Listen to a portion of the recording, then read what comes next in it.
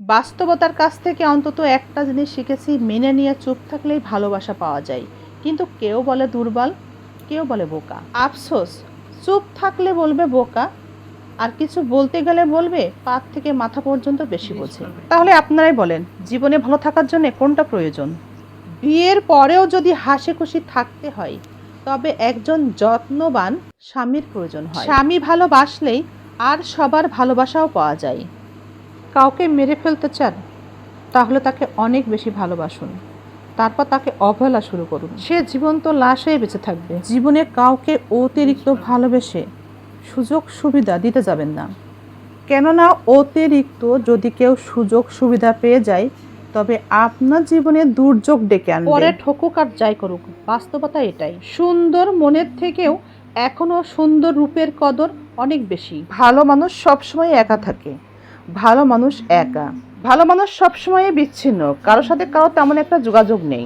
কিন্তু খারাপ মানুষ সবসময় সঙ্গবদ্ধ। তারা সঙ্গবদ্ধ হয়ে চলে, সব কিছুতেই তাদেরকে সঙ্গবদ্ধ হিসেবেই দেখা যায়। যে স্থানটাতে আপনার গুরুত্ব আছে কিন্তু আপনার পরিবারের গুরুত্ব নাই, আপনার সন্তান ছেলে মেয়ের গুরুত্ব নাই, যে স্থানে আপনার গুরুত্ব আছে কিন্তু আপনার পরিবার আপনার সন্তানের ক্ষতি হতে পারে, সেই স্থান যতই আপনার হোক ভালোবাসার অথবা বন্ধুত্বের, সেই স্থানে আপনাকে অবশ্যই ত্যাগ করা উচিত। যাকে কেউ শুধরাতে পারেন না, ধৈর্য ধরুন, সময় তাকে ঠিকই শুধরিয়ে দেয়। সব পেয়ে গেলে স্বভাব তো এমনিতেই খারাপ হয়ে যায়। এই জন্যেই তো সৃষ্টিকর্তা সবাইকেই অভাবে রাখেন। কাউকে রূপের অভাবে, কাউকে টাকার অভাবে, আবার কাউকে এক মুঠো শান্তির অভাবে রাখেন। আপনার জীবনে কিছু মানুষের উপস্থিতি দেখতে পাবেন, একটু বিবেক দিয়ে বিবেচনা করলে দেখবেন তারা ভীষণ ভয়ঙ্কর কিন্তু মিষ্টভাষী। আপনার প্রশ্নের উত্তরে তারা মিষ্টি মিষ্টি রিয়াকশন দেয় এবং অনেক ব্যক্তিগত প্রশ্ন করে।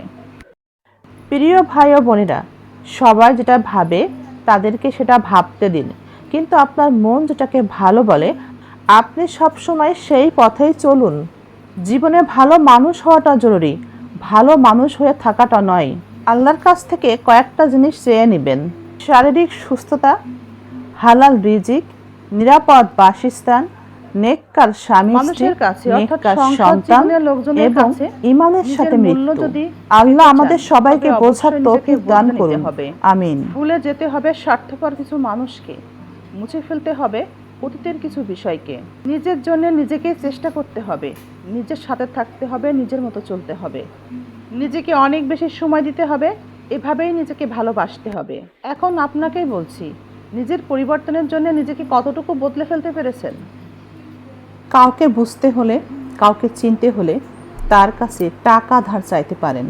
টাকা যেভাবে মানুষের সাথে মানুষের মূল্য বাড়ায়, গুরুত্ব বাড়ায়, এই টাকাই মানুষের সাথে মানুষের সম্পর্কও নষ্ট করে। কিছু মানুষকে টাকা ধার দেওয়ার আগে ধরে নেবেন সম্পর্ক এবং টাকা দুটোই হারাবেন। তাই টাকার লেনদেনের ব্যাপারটা বুঝে শুনেই করবেন।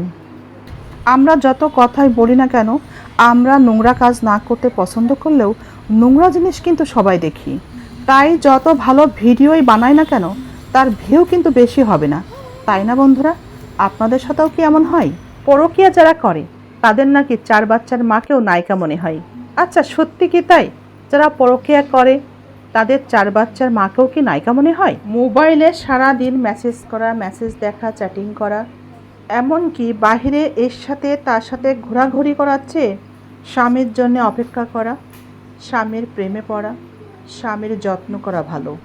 তা না হলে ঘুমিয়ে থাকাই ভালো, তাতে বরং শরীর, মন, লিভার, কিডনি, হার্ট সব কিছুই ভালো থাকে। পৃথিবীতে কেউ যদি যোগ্যতার থেকে বেশি কিছু পেয়ে যায়, তবে তার অহংকার বেড়ে যায়। যদি কারো যোগ্যতার থেকে তাকে বেশি সম্মান দেখানো হয়, তবে তার কাছেই অপমানিত হতে হয়।